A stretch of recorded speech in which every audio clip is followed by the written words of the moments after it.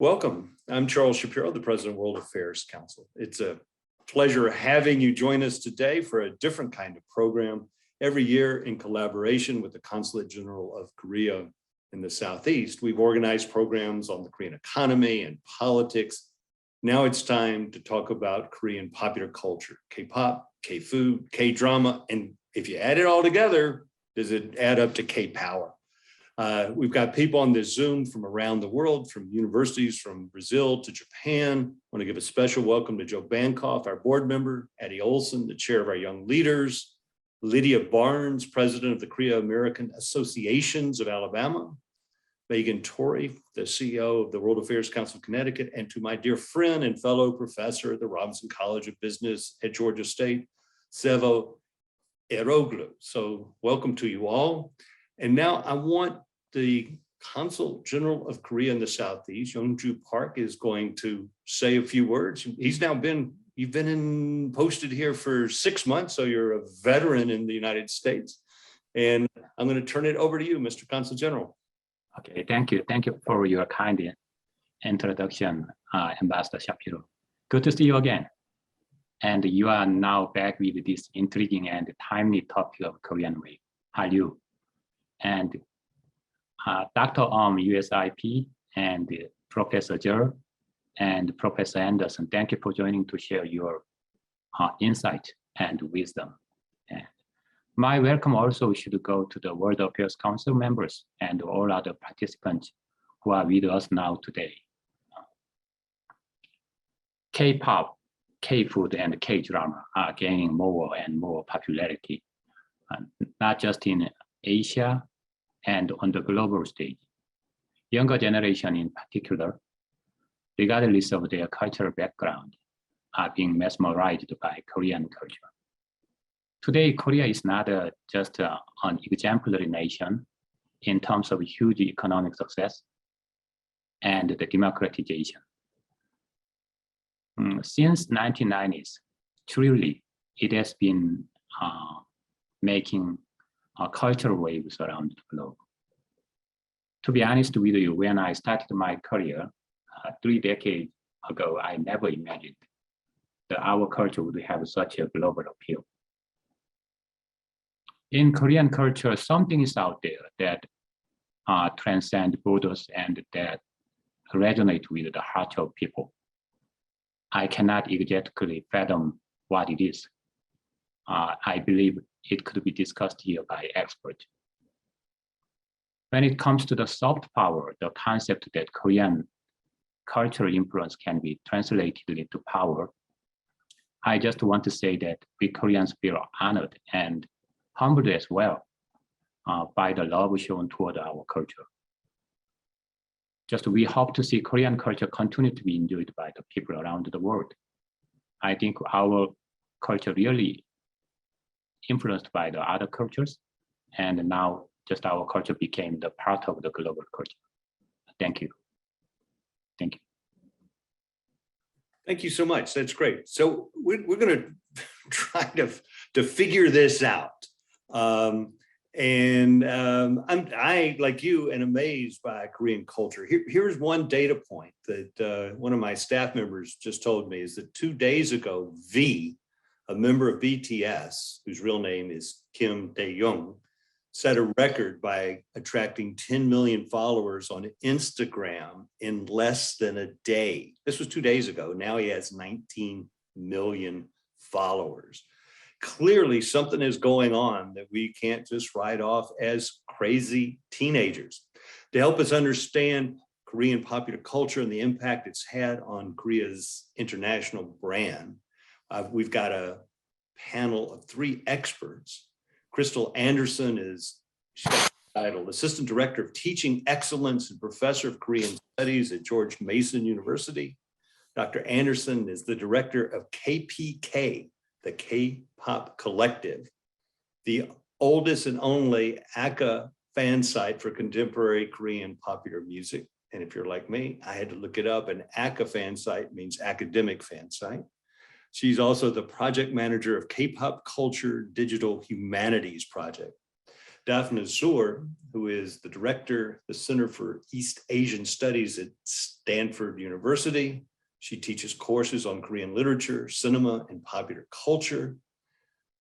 We just were talking earlier, and she taught Korean literature to Korean students in Korea in Korean. And that's got to be, that's the Olympics of foreign language ability as far as I'm concerned. She's got her BA from the Hebrew University of Jerusalem, an MA and PhD from the University of British Columbia. Frank Ohm is senior expert on North Asia at the U.S. Institute of Peace in Washington. He oversees the Institute's work on Northeast Asia and focuses on the Korean Peninsula. Dr. Ohm received his bachelor's from Dartmouth College, his MA from Harvard Kennedy School, and his doctorate of law from the University of California, Berkeley. So now let's start off. We're in the middle of a Korean wave. I don't know who to address this to, so I'm going to address it to all of you. What's going on? Crystal, I'm going to let you go first. What's going on? You got the KPK, so. Okay. So I think it's important to understand that this moment right now that we're experiencing has been, at this point, decades in the making. I think we're seeing the most visible manifestation of the global spread of Korean popular culture. But make no mistake, this has been happening in subcultures, in places where it's not very visible for at least 30 years now. And unlike other kinds of cultural circulations that we were talking about prior to the webinar, such as the British invasion, there's the visible part. It's like an iceberg. There's the visible part, and then there's the less visible part.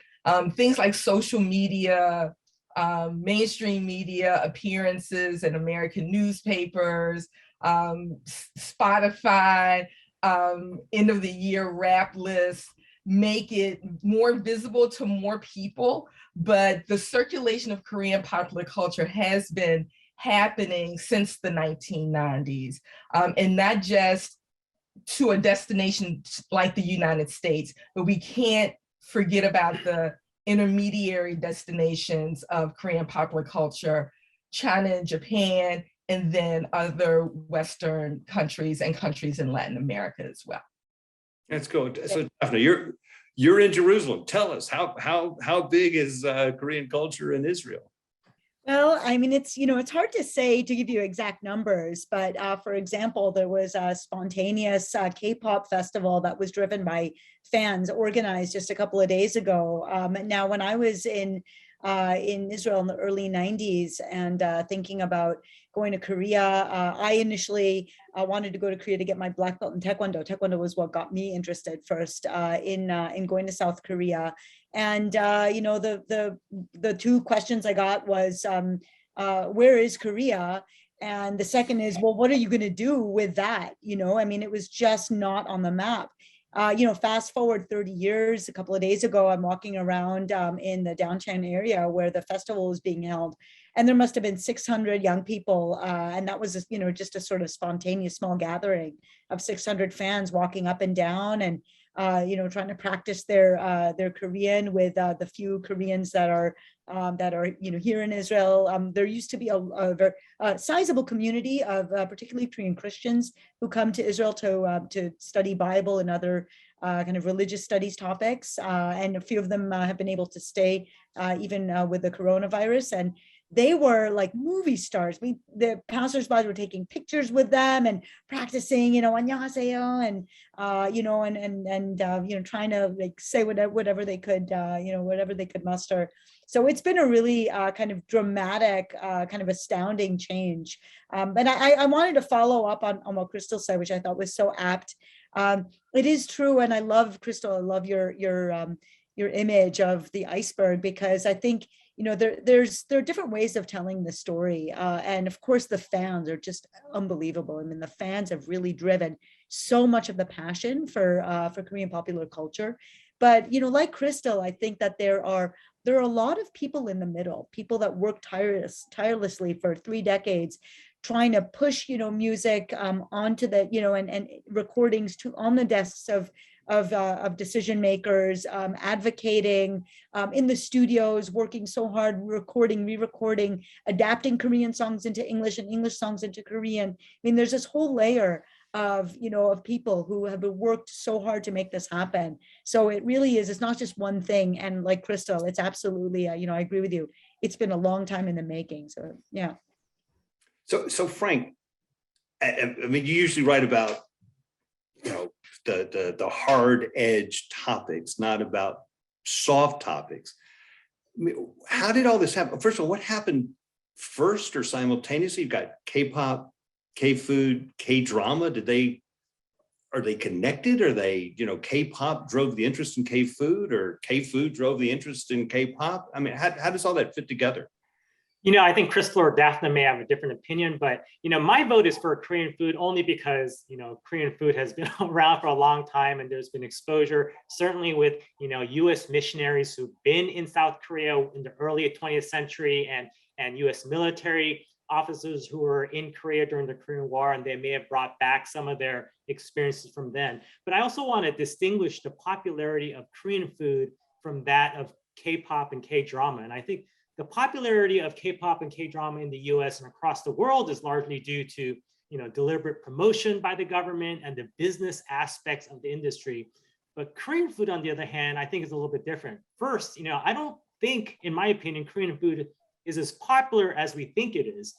Sure, people know bulgogi and kimchi, galbi and bibimbap, but these dishes are such a limited aspect of Korean cuisine, sort of like Korean food 101, right? And of course, the Korean government has tried to promote its cuisine, just like other aspects of Korean soft power. But the reality is that Korean food hasn't really been mainstreamed into American culture, and there wasn't much of an effort in Korean restaurants to cater to non-Korean palates. And that's actually part of the draw for people who really care about food, that it's not been sort of bastardized, right? But I think the one way that Korean food has carved out a unique place in the US culinary universe is actually through Korean Americans. Anthony Bourdain said back in 2015 that, quote, "the chefs that are driving the development of American cuisine are to a greater and greater extent Korean Americans. People like David Chang at Momofuku or Corey Lee at Bennu, Roy Choi, who did the Kogi food truck, and that helped start the food truck craze, Kristen Kish, who won Top Chef, or Danny Bowen at Mission Street Chinese." So I think that's an element of Korean soft power, the Korean immigration and Korean Americans who were born in the 60s and 70s are now at a professional age. I think that's an unnoticed aspect of the Korean way. Crystal, do you agree with that? I mean, that food should be considered separate from K-pop and K-drama? I agree with part of it. Frank, I did latch onto your idea of the mainstream. And so for me, I think it's really important for us to have kind of two lenses when we look at the circulation of Korean popular culture and its various elements. There's what hits the mainstream, and within the context of the United States, we know that the mainstream caters to a particular kind of taste that's influenced by history and politics and culture. And then there's the not mainstream, which isn't quite like the Wild West, but definitely not subject to the kinds of expectations that the mainstream brings with it. And I'm a big proponent of the non-mainstream being really important. If you think about the recent trends, whether it's in music, whether it's in movies, whether it's in other elements of popular culture, if you look at something like hip hop existed a long time outside of the mainstream, and it was super important when it wasn't in the mainstream. And then when it comes to the mainstream, then we have a kind of different perspective on it. And so I think hearing what Frank says about Korean food, there's definitely I think a different trajectory for food, and it definitely involves Korean Americans. But I would also ask us to bring those two lenses to that. Is on one hand, we know that Korean food didn't start when Anthony Bourdain made that pronouncement. And so it had been there for forever in various enclaves around the country. And so to me, it's, it takes a bit of effort, but to keep those two lenses in mind. And I think because of that, you do have a different trajectory for Korean food, but then it intersects with other elements of Korean popular culture, for sure. Yeah, if I can jump in, I want to say that from my perspective, the big story for me is the interest in Korean language education. And that has been something that has just, the landscape is completely transformed. And I'll give you an example. I mean, we all know from, they do these surveys year after year about, how many students across, college students across the country are studying what language. And while other languages, including Japanese and Chinese, are either stagnating or going down, Korean is just shooting up and up, and there's no sign of it slowing down. And I'll give you another example. So in my summers, even though my day job, my year-round job is being a Stanford professor, every summer for the last 18 years, I go to Minnesota, to northern Minnesota, to direct the Korean Language Village. This is a language immersion camp for children that are between the ages of 8 and 18. And when we started in 1999, there were just a handful of families that were interested in learning Korean. And now, we are bursting at the seams. We don't have enough beds for all the kids that want to learn Korean. And it's just been a resounding success. So the Korean language, the story of the Korean language and interest in Korean language is really just absolutely, flabbergasting and so exciting for me. Does anybody know how many students are studying Korean at the university level across the U.S.? I should have printed this up and brought it with me. I don't remember the numbers off the top of my head, but I do remember the curve, which goes like this. So Sure. Whatever the numbers were last year, there are more numbers this year. Crystal, why K-pop? Why Korea? Why isn't it J-pop or Chai pop or Australian pop or you name it? I mean, what is unique about Korean music, Korean drama, Korean food that, there's a huge movie industry in Nigeria? I mean, what's going on? Why has Korea taken the world by storm? Sure. So in terms of K-pop, I think it's the hybridity at the center of K-pop. People around the world, they hear something and it sounds familiar to them, but at the same time, there's this other thing that's not familiar to them, and they want to know about the other thing. So one of the things that fans will say is that K-pop sounds different than the popular music of my country. And so we can't just, do some simple arithmetic and say, foreign culture plus Korean culture equals K-pop and that's it. It's really not that simple. And it's the combination of those two. American music producers, particularly African-American music producers, are interested in working with Korean artists because they say American pop music doesn't make music like Korean artists do. We used to have, a chorus, a pre-chorus, a bridge, a second. We used to have all of these elements in our popular music that we don't seem to have. But they find that working with Korean artists. At the same time, Korean artists are excellent students of American popular culture.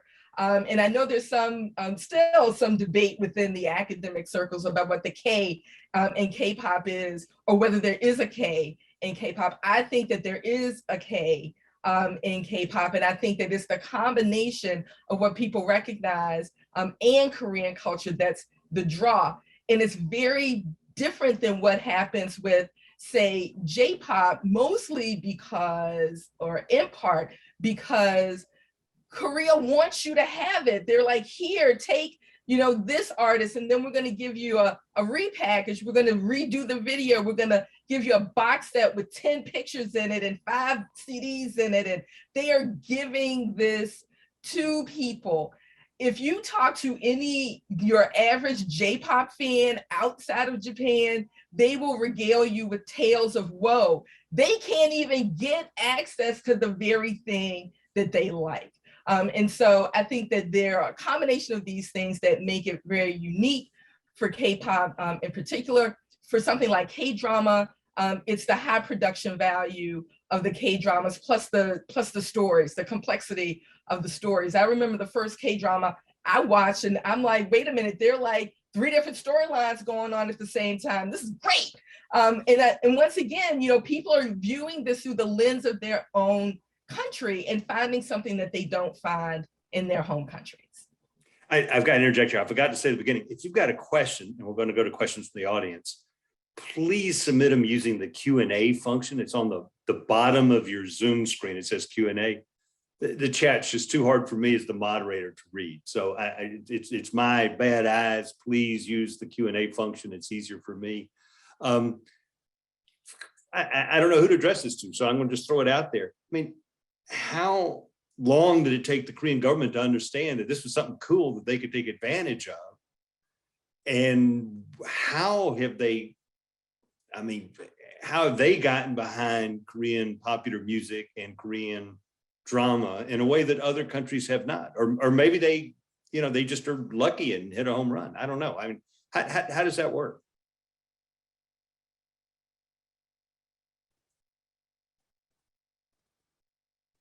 Dafna, you're smiling. No, I want Frank to take this question.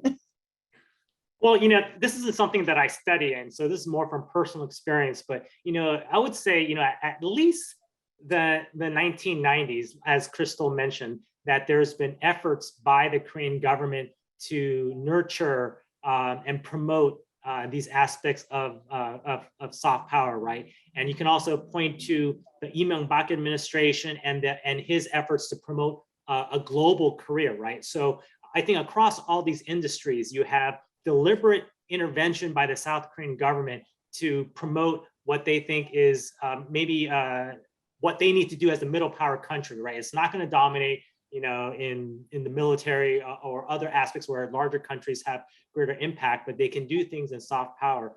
I also want to add that, I agree with Crystal, it's a confluence of many factors that allowed K-pop to really flourish. Things like technology, social media. I think that means that there's less barriers to the spread of culture across societies. You have more cross-pollination as more foreign influences come into South Korea, particularly hip hop, rap, R&B, dance, and even English ability. I think Korea has been very good, probably more so than other countries, in absorbing foreign influence, and then they put their own twist on it.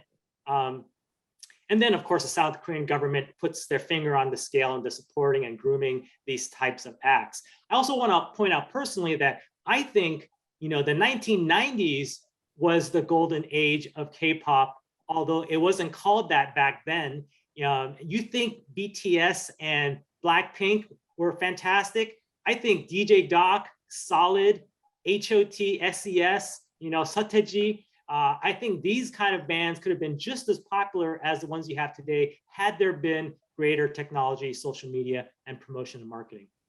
So this obviously social media makes it easier for any sort of fad to take over. Fad, I'm sorry, because that makes it sounds condescending, but for any sort of music drama to take the world, it's obviously easier if we're all on Instagram and we're all tweeting about it. That's so cool. Is there, and I don't know who should answer this. In the US, you have, the defenders of classical music. We certainly did when I was a kid.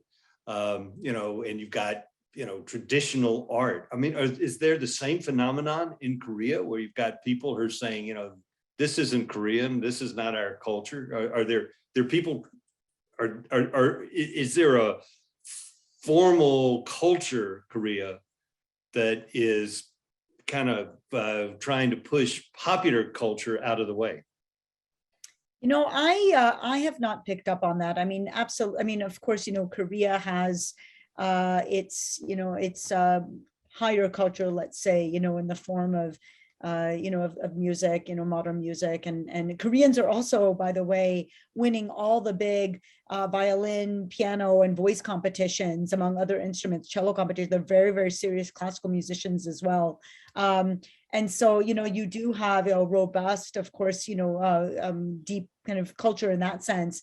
But I think that I don't get the sense that that one part or this one force is trying to shut down the popularity of popular culture, because I mean, truly, it is just astounding. And I think the Koreans recognize and really appreciate all the attention and the love that they're getting because of these because of the success. I mean, that's nothing to dismiss. So I myself have not seen anything like that. I mean, if anything, sometimes some older folks will kind of look at a little askance.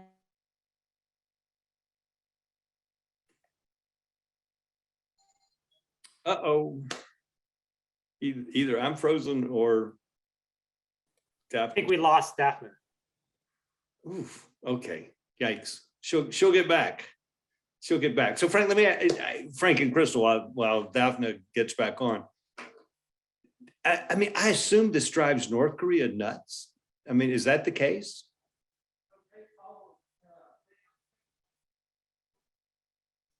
You go ahead, Frank. I have nothing for this question.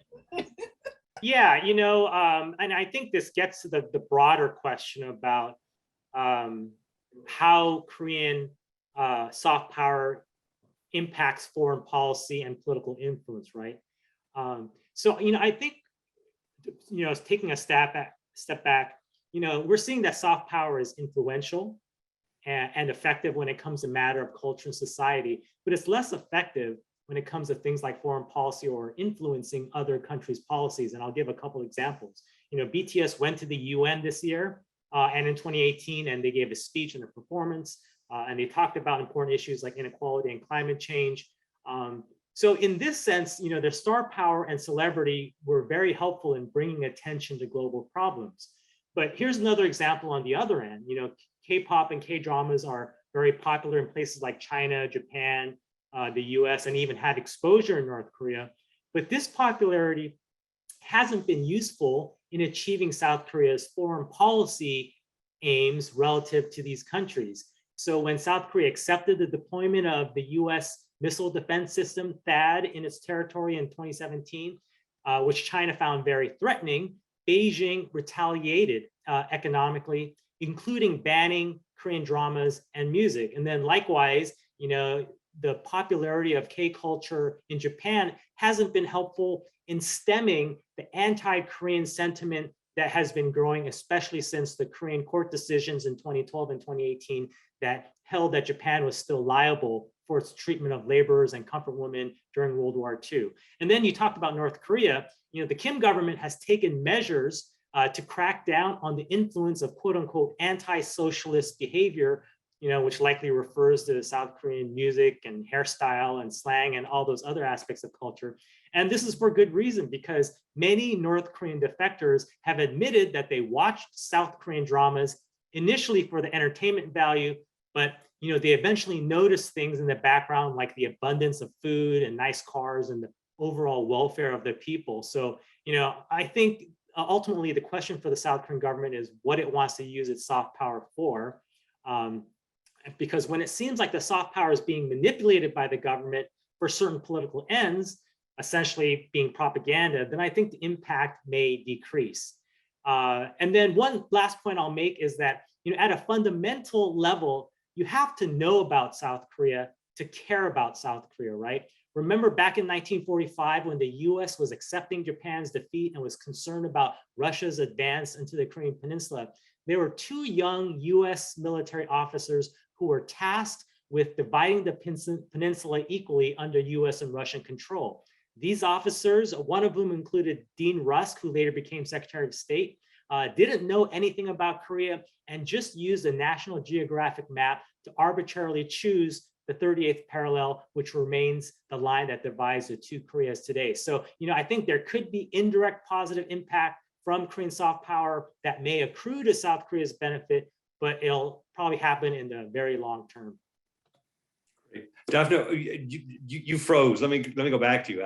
I don't know if you know where you dropped off, but I'm going to give you a chance to finish. Then we'll go to questions from the audience.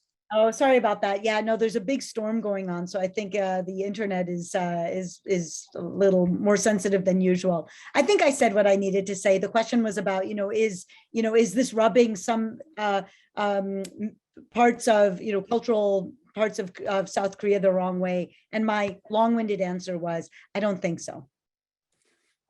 I like that. We got a whole bunch of questions here, and I'm not going to direct them to you. I'm going to let whoever wants to ask. Grace Coe asks, understand there was a huge Japanese influence in the US in the 80s and 90s. Can you compare that with today's Korean influence? So, what are the similarities and differences? I can take a stab at that because there's still a pretty vibrant subculture for Japanese popular culture, particularly anime and manga, and to a lesser extent, some aspects of Japanese popular music. But I think it goes back to access. Frank's favorite period of K-pop is the 1990s. I think that period, between around 2008, 2011, to give you a run for your money, Frank, in terms of preference and on my part. But one of the things that happened is that there was no mainstreaming of K-pop. And so these subcultures were using, let's say, not the most official sites to access K-pop. And at that point, it was not very visible in terms of, the mainstream perspective. But the way that the way that fans of Japanese popular culture, it's gotten better over the years. You've got now whole stations, whole channels devoted to Japanese anime. But still, I think part of the issue is the access and a lack of the kind of what social media enables K-pop fans to do. And so I find they're similar, but they have very interesting distinctions. And I think that language might still be a part of that, but I also think that, the lack of extending that around the world in the way that K-pop fans really want to make other K-pop fans. You don't get that same kind of emphasis, I think, with some of the other Japanese popular cultures. Frank, we've got a couple of people who've asked, what is soft power? What's the definition of soft power? I mean, so let's back up to Joe Nye. Yeah, Joe Nye has his own definitions. I don't know it exactly, but there are different ways that we influence countries, right? That's what really power is. How do we get what we want other countries to get them to do what we want, right? And so, commonly we think of power through carrots and sticks, right? Forcing people, coercing other countries to do things or incentivizing them to do things. But soft power is sort of that third element, I think, right, where we use attraction, that cool factor to persuade other countries to think more about your country or your interests. I want to get back to making a point about kind of distinguishing between Japanese and Korean influence and it gets back to my point about Korean Americans, because you have less and less, and to this point, less Japanese immigration to the US. And there's not a strong young Japanese American population, right? Because they just haven't been immigrating as much. Whereas on the other hand, you have a continuous stream of Korean immigrants who are now in greater positions of power. So I'll point to one example. Anthony Bourdain, again, hadn't ever been to Korea for one of his TV shows until one of his producers, a Korean American, Nari K, persuaded him to go, right? That's just one example of, you have Korean Americans who are different points of American industry and society, and they make sure that Korean culture continues to become more prominent. Another example is the film Minari, right? Some people think of that as part of the Korean government or Korean culture. That's actually, it's an American film directed and written by an American, produced by an American company with a lead actor who is American, all Korean Americans, right? But again, I think they help to bring these issues to the fore because they still maintain ties to their Korean culture, and yet they're firmly entrenched in American society. Oh, that's cool.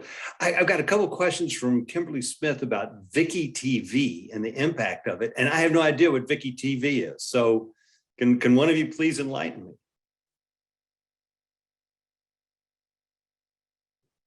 Crystal. Sure, I've got Viki on my Roku right now.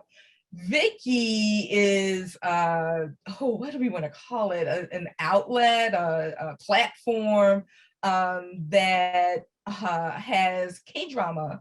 Well, it has various dramas from around the world, but it became really important for K-drama fans, especially in the wake of the demise of drama fever, which was the source through which a lot of American K-drama fans accessed their K-dramas. They were subtitled, they had all of the classics, Boys Over Flowers, but then they also started simultaneously airing K-dramas that were airing in Korea. And then one day, literally one day, drama fever was gone. And so if you didn't have a backup, a legal backup, if you didn't have a legal backup, you felt kind of lost. And so Viki kind of took over that space. And Viki has lots of currently airing K-dramas. They also have Chinese dramas, Taiwanese dramas, Japanese dramas. But I think the primary draw for a lot of K-pop fans are the K-dramas and then some of the K-pop entertainment. So they'll have some of the variety shows, some of the sketch shows, and they're subtitled. And so that's a really great draw. And as I said, I have Viki on my Roku right now and have like too many things in my queue.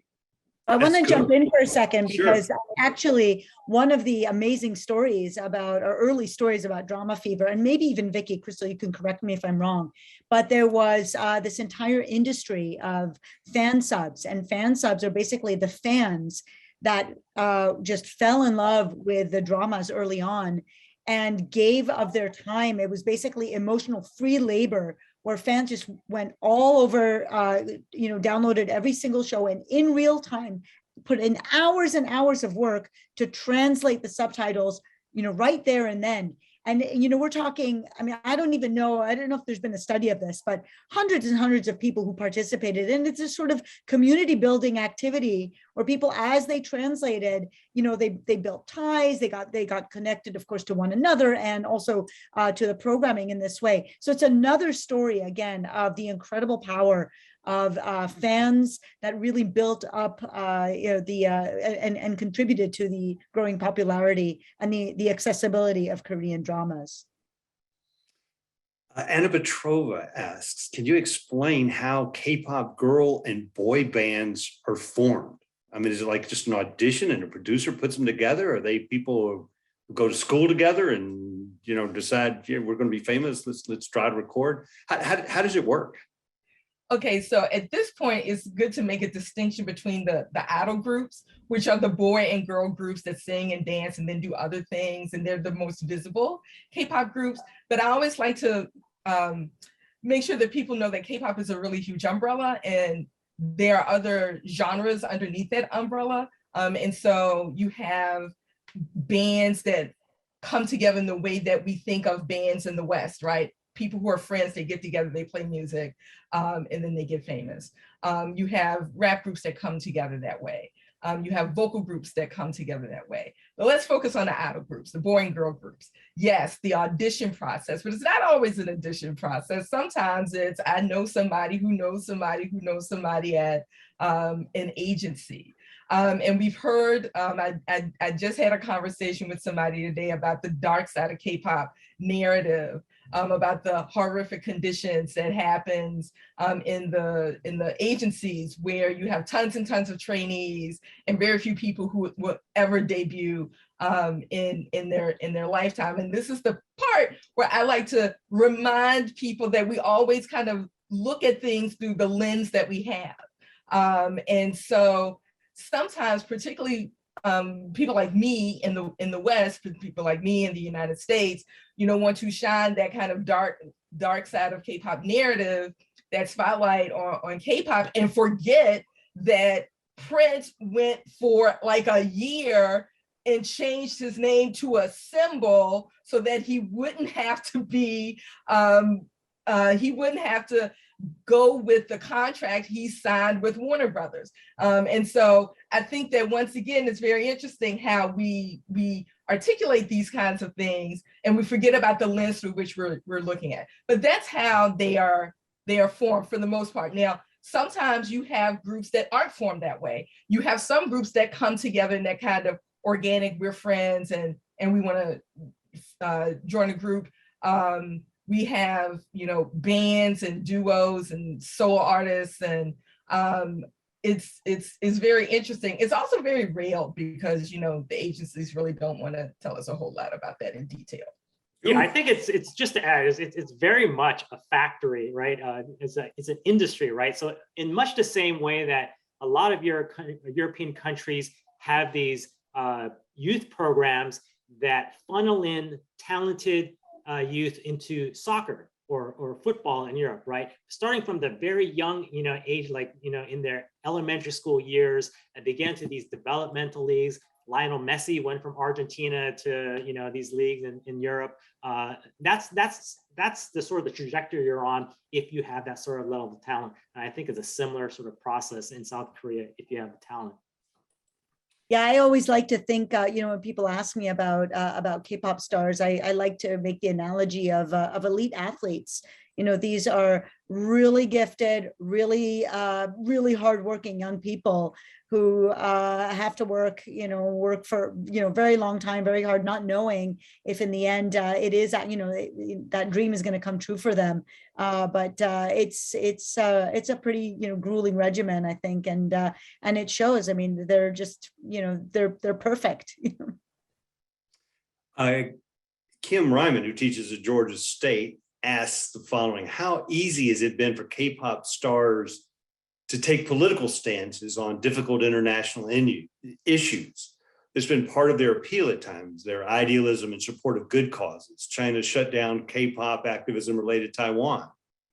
Are K-pop stars limited in their scope of political activities, or is it mainly East Asia politics that restricts them?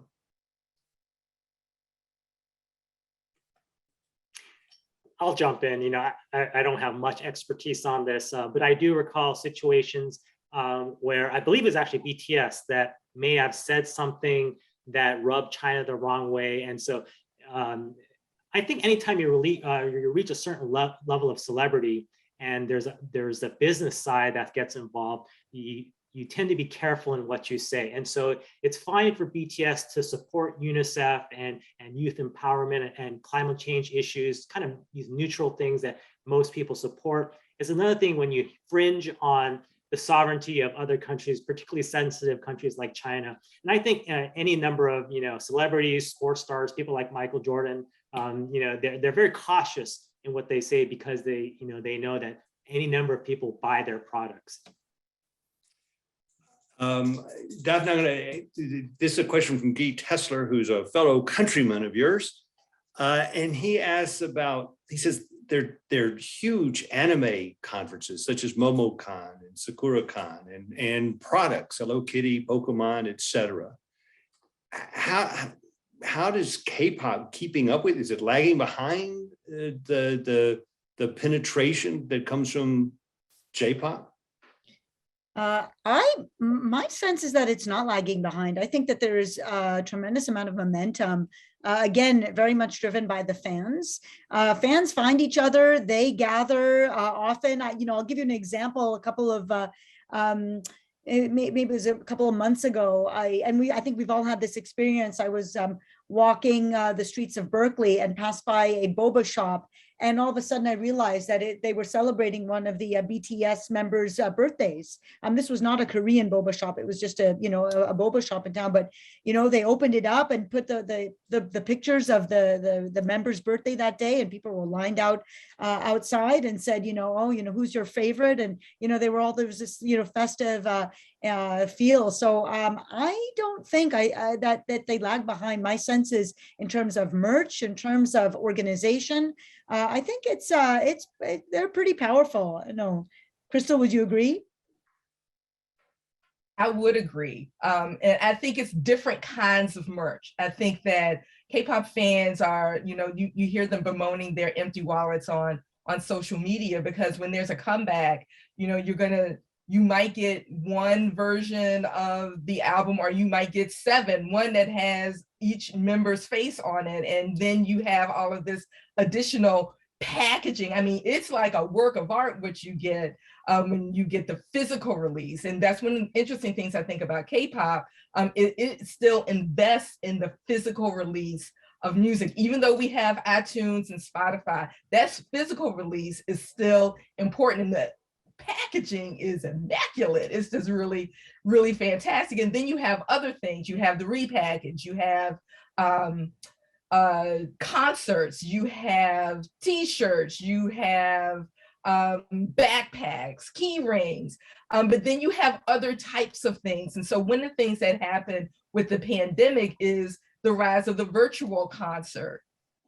So not only do you pay a ticket, you can pay a ticket and have the virtual concert, you can pay a little bit extra, get the VIP ticket, and get access to the concert after the fact with multiple views. I mean, the innovation is just always there when it comes to K-pop. So I think that the merchandising is different for the K-pop fan, because the K-pop fan values different things.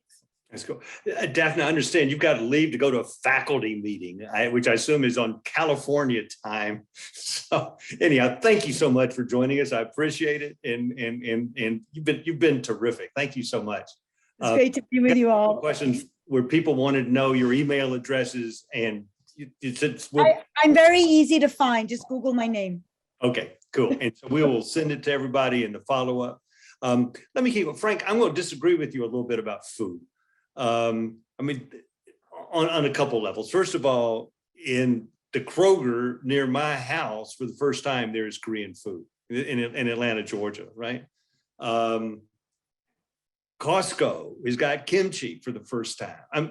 Something's going on here. And then, I'm in the South where we love to fry things. And you talk about fusion food, Korean chicken, bulgogi bao at the Chinese restaurants. All kinds of Italian Korean fusion is going on.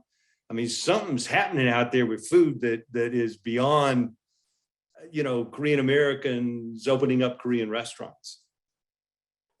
That's a fair point, but I go back to my initial point to say that that there is a difference between some of the basic aspects of Korean food, like bulgogi, kimchi, and then moving on to some of the more, Korean 201 advanced type Korean cuisine, 된장찌개, gaejang, 육개장, things that, probably most Americans haven't heard of, but I think it's like just a very basic part of Korean cuisine, right?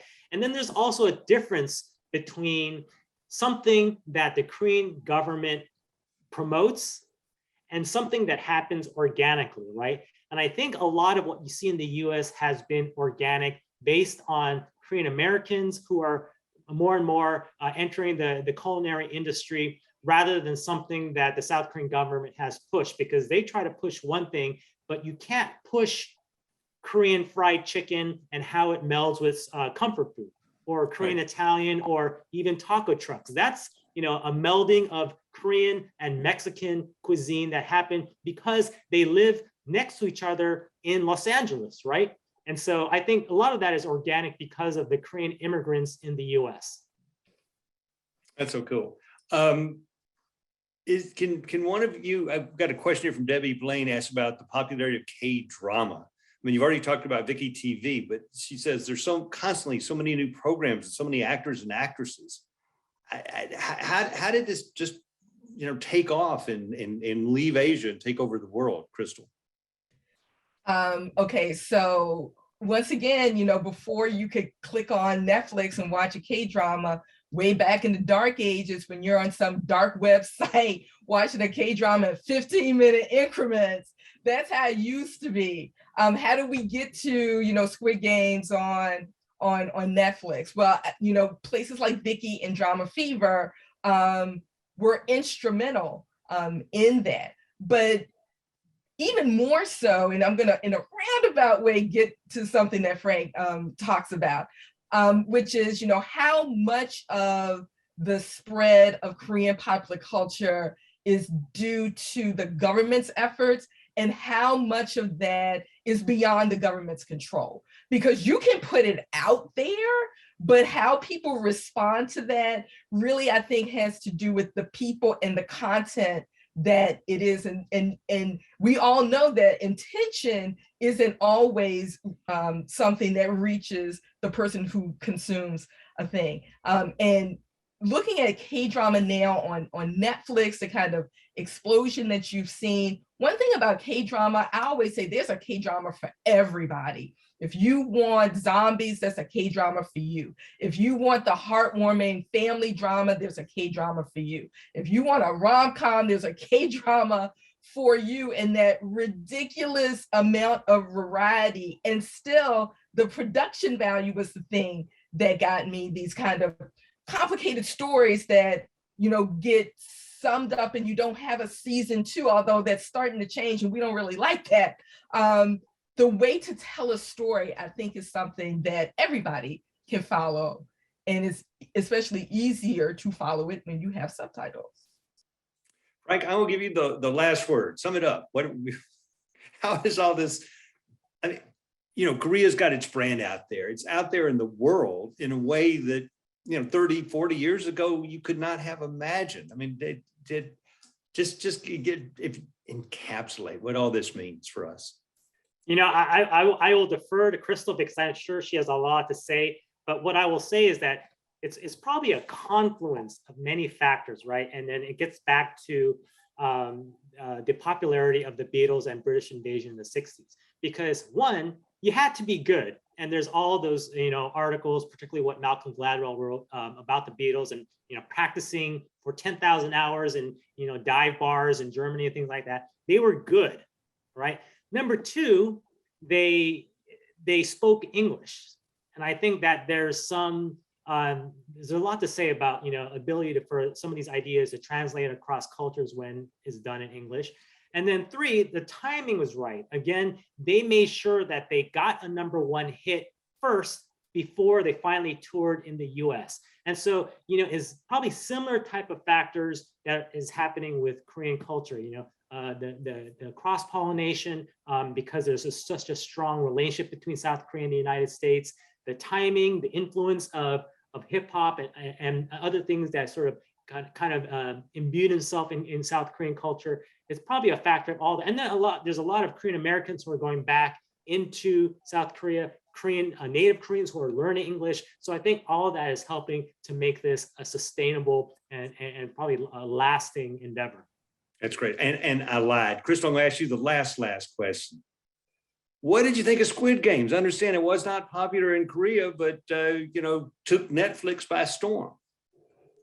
It did take Netflix by storm, but more importantly, Squid Game has now popped up in American popular culture and memes. And to me, that's a really interesting way to gauge how deeply something has influenced a culture. It's very interesting because, some people are asking why Squid Game. If you watch K-drama, you know that there have been K-dramas that everybody's like, oh my gosh, this is the best K-drama ever. And so I think some of the questions aren't just about K-drama in general, but why this particular drama has this particular kind of influence. And I think it comes in the wake of something like Parasite. We're in a pandemic that people around the world are experiencing all kinds of economic realities that maybe they can, that they can relate to in Squid Game. But to me, the interesting question is what comes after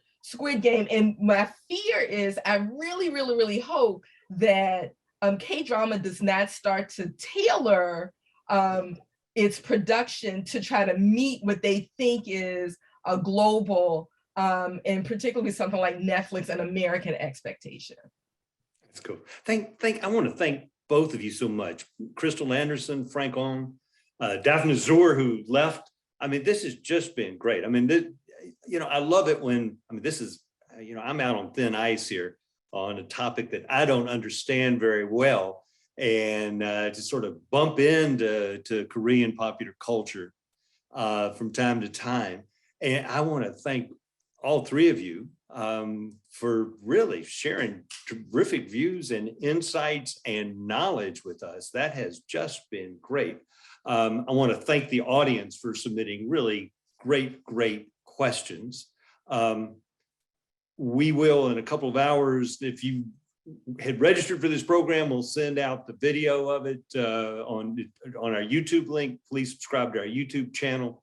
And then when you get the YouTube link, please share it with your friends. You got people who you think, want to know more about K culture. This is the way to do it. And I think that's just going to be great. Join the World Affairs Council of Atlanta. You don't have to live in Atlanta. We got a great digital membership. This is cool. You don't have to go to Davos. You don't have to go to the security conference in Munich. You don't have to go to Aspen.